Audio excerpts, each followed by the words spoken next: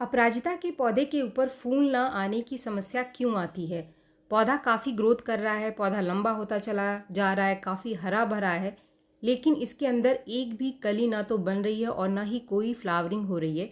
तो इसके पीछे क्या कारण है? आज की इस वीडियो में मैं आपको बताने वाली हूँ 3 ऐसे कारण जिसकी वजह से अपराजिता फूल नहीं देता है, और वो कौन सा फर्टिलाइज़र है जिसको कि लगातार इस्तेमाल करके आप अपने अपराजिता के पौधे के ऊपर बहुत सारी फ्लावरिंग ले सकते हैं। और अपराजिता एक बार फ्लावरिंग देना शुरू करता है तो इसके ऊपर अनगिनत फ्लावरिंग आपको मिलेगी।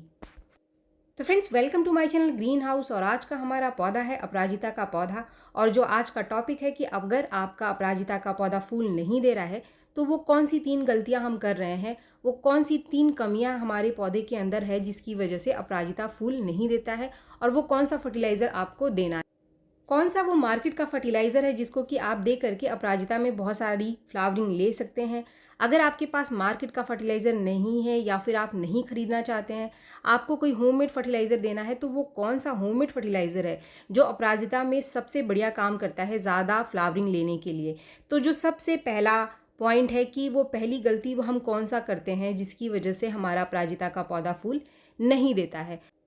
अपराजिता का पौधा एक बेल प्लांट है, यानी एक ऐसा पौधा जिसको कि ऊपर चढ़ने के लिए सहारे की ज़रूरत होती है, और एक ऐसा पौधा जो जब तक अपनी पूरी हाइट पे ग्रोथ ना कर ले तब तक फ्लावरिंग नहीं करता है। तो इससे जल्दी फ्लावरिंग के लिए आपको क्या करना है? सबसे ज़रूरी काम इसके ऊपर जो हमको करना है वो है इसकी टिप प्रूनिंग, यानी अपराजिता की जो लता है उसको बढ़ने से हमको रोकना है। जब तक आप इसको बढ़ने से रोकेंगे नहीं, ये बस लंबा होता चला जाएगा, जो अपनी सारी एनर्जी है, सारा खाद पानी लंबाई को बढ़ाने में ही लेगा। तो इसकी टिप प्रूनिंग करना बहुत ज़रूरी है। जैसे ही आप इसकी टिप को तोड़ोगे, इसकी प्रूनिंग करोगे, तो ये अपनी एनर्जी को कलियां बनाने में लगाना शुरू करेगा और फूल देना शुरू करेगा। लेकिन अगर आप इसकी टिप प्रूनिंग नहीं करेंगे तो बस ये लंबा होता चला जाएगा। ये सबसे पहली गलती लोग करते हैं। जैसे कि आप देख रहे हैं, मैंने अपने इस पौधे की सबकी टिप प्रूनिंग कर रखी है, और जितनी भी इसकी नई नई ब्रांचेस निकलती रहती है, इसके टिप को मैं इस तरीके से कुछ तोड़ती रहती हूँ। आपको भी कुछ इस तरीके से ही इसको तोड़ देना है। मेरे जितने भी पौधे हैं जिनको कि मुझे छोटा रखना है, इनके टिप को मैंने तोड़ दिया है, तो इसीलिए इनके अंदर फ्लावरिंग भी स्टार्ट हो चुकी है, फूल आने लगे हैं। लेकिन मैं आपको अपना एक पौधा दिखा देती हूँ जिसको कि मैं लंबाई में ऊपर की तरफ बढ़ा रही हूँ। उसके अंदर अभी भी फ्लावरिंग आनी शुरू नहीं हुई है, क्योंकि इसमें पौधा अपनी सारी एनर्जी ऊपर की तरफ बढ़ने में ही लगा रहा है। ऐसा कोई भी पौधा आपके पास है अपराजिता का जिसकी आप प्रूनिंग नहीं करेंगे तो ये सिर्फ लंबाई में बढ़ता चला जाएगा, और जब तक इसकी पूरी लंबाई पूरी ना हो जाए, यानी जितना इसको लंबा होना है उतनी लंबाई इसकी बढ़ ना जाए, तब तक ये फ्लावरिंग नहीं करता है। लेकिन एक बार इसकी फ्लावरिंग अगर शुरू हो जाती है तो फ्लावरिंग इसकी लगातार होती रहती है। तो ऐसा बिल्कुल भी नहीं है कि अगर हम पौधे को ऊपर की तरफ चढ़ा रहे हैं या लंबाई में बढ़ा रहे हैं इसको तो ये फूल नहीं देता है। ऐसी स्थिति में भी ये फूल देगा, लेकिन ये थोड़ा लेट फ्लावरिंग करता है। जैसा कि आप देख रहे हैं, अब इसने कलियां बनाना शुरू कर दिया है, जबकि इसके साथ के जो मेरे और पौधे थे जिसकी मैंने टिप प्रूनिंग करी है लगातार, वो काफ़ी बढ़िया फ्लावरिंग करनी शुरू कर चुके हैं। तो फ्रेंड्स, आप समझ चुके होंगे कि अगर आपको अपने अपराजिता के ऊपर जल्दी फ्लावरिंग चाहिए, ज़्यादा फ्लावरिंग चाहिए, तो टिप प्रूनिंग करना बहुत ज़रूरी है। इससे पौधे को एक शेप भी मिलता है और पौधा बहुत ज़्यादा लंबाई में भी नहीं बढ़ता है। अब यहाँ पर 2 एडिशनल टिप मैं आपको बता रही हूँ कि अच्छी फ्लावरिंग के लिए अपराजिता की जो मिट्टी है वो मॉइस्ट रहनी चाहिए हमेशा।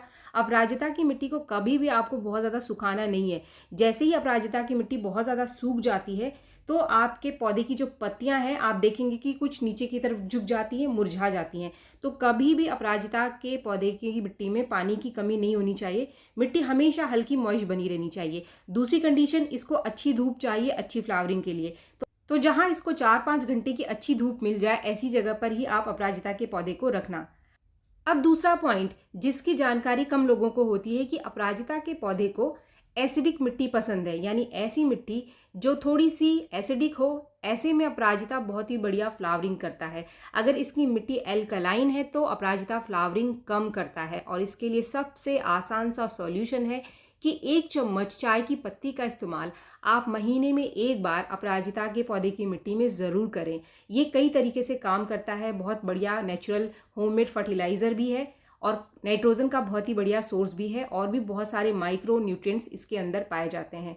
इसको आप 2 हिस्सों में डिवाइड करके भी दे सकते हैं, यानी आधा आधा चम्मच आप 15 दिन में एक बार दे सकते हैं, या फिर अगर महीने में एक बार आप दे रहे हैं तो 1 चम्मच आप चाय की पत्ती ज़रूर दे दो। चाय की पत्ती की जगह आप कॉफ़ी पाउडर का इस्तेमाल भी कर सकते हैं, क्योंकि कॉफ़ी पाउडर और चाय की पत्ती दोनों एक जैसा काम करते हैं पौधे के ऊपर।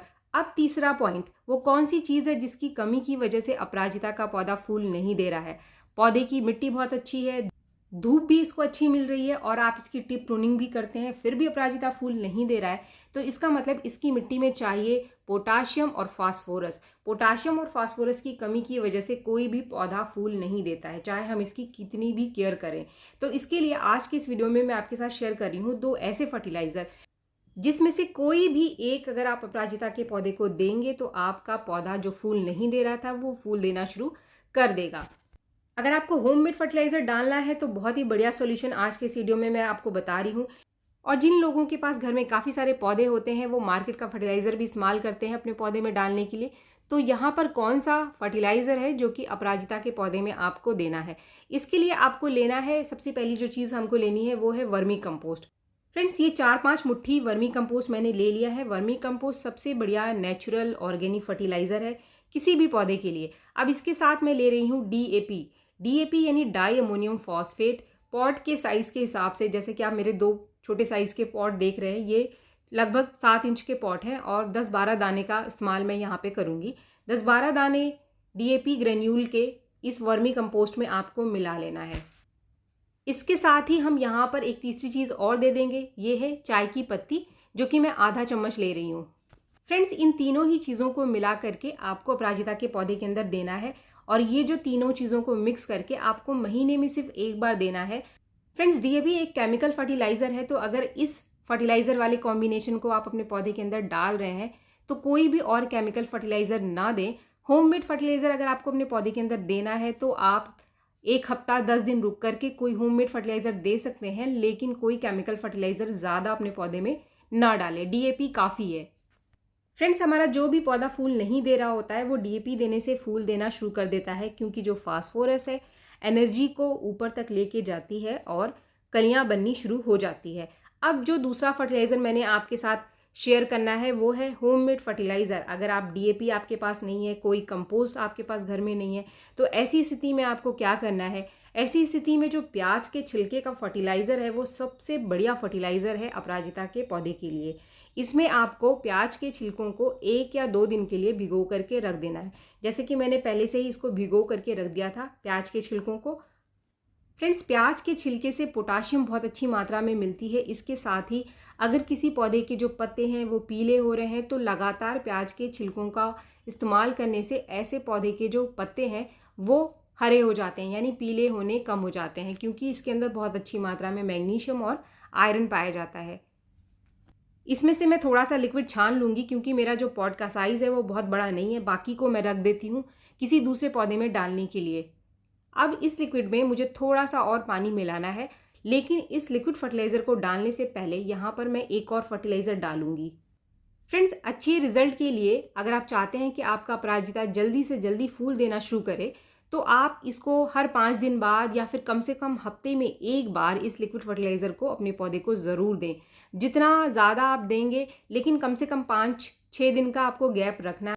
फ्रेंड्स, ये जो फर्टिलाइज़र मैं दे रही हूँ इसके साथ मैं इस पौधे में दे रही हूँ आधा चम्मच चाय की पत्ती। अब ये हमारा पौधा, इसको सारा का सारा न्यूट्रिशन मिल जाएगा, मिट्टी एसिडिक भी बनी रहेगी और इसे जितने भी न्यूट्रिशन चाहिए वो सारे के सारे मिल जाएंगे।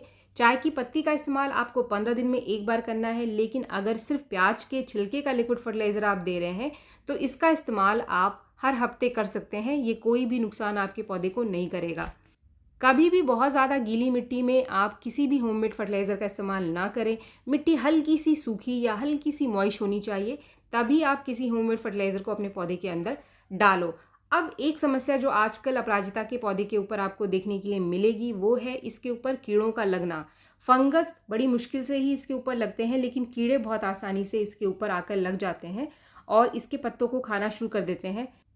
ऐसे में नीम के तेल का स्प्रे या फिर बेकिंग सोडा का स्प्रे सबसे बढ़िया रहेगा।